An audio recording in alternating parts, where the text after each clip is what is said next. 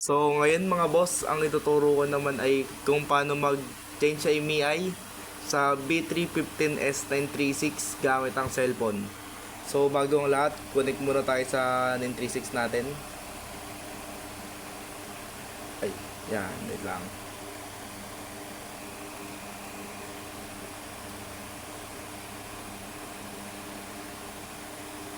Ito, yung 37E4. Yan, tinanong ko na siya kanina. So, nakakonect na. Pasok tayo ngayon sa site. Yan, 192.168.8.1. Then, zoom in lang natin. Click nyo po yan, yung nasa pinakadulo, yung more, yung tatlong dot. Yan, then apps. Walang lumabas na login, pero pag lalagin din kayo doon, ang password lang po nun is admin malilit lang. So, ayan.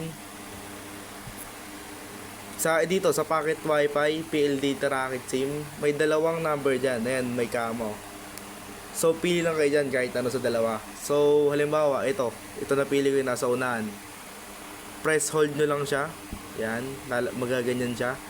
Then, i-drag nyo siya, diinan nyo lang. I-drag nyo siya dito sa IMEI generator. Yan. Then, click generate. Yan. Yan, kahit anong gusto nyo, click nyo lang, generate.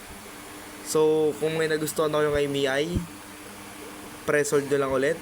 Then, i-drag nyo siya dito sa my search bar kasi walang lumalabas ng API. Yan, na-drag ko na siya.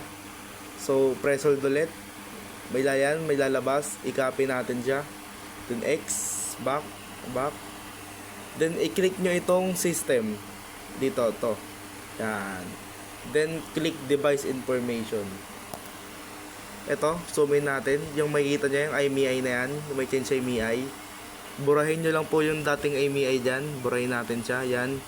Then, i-paste natin yung kinapi natin kanina. Which is, ito. Then, click change sa IMEI. Then, okay nyo lang. Wait natin siya. Loading siya. So, magre-reboot yung device nyo. Parang ganito. Yan, rebooting na siya. So, wait lang natin.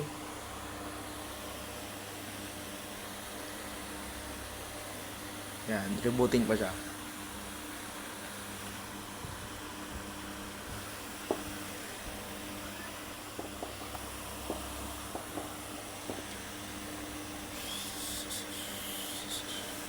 Yan, okay na mga boss. Nag-boot na siya.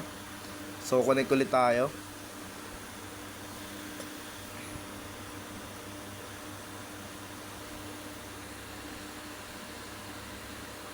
Wait na lang kumonek. Yan, nag-connect na. Pasok tayo ulit sa site. Wait nyo lang mag-loading.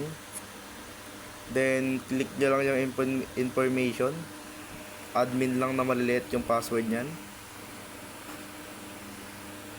Then, check natin. Yan na mga boss. Napalitan na natin. See?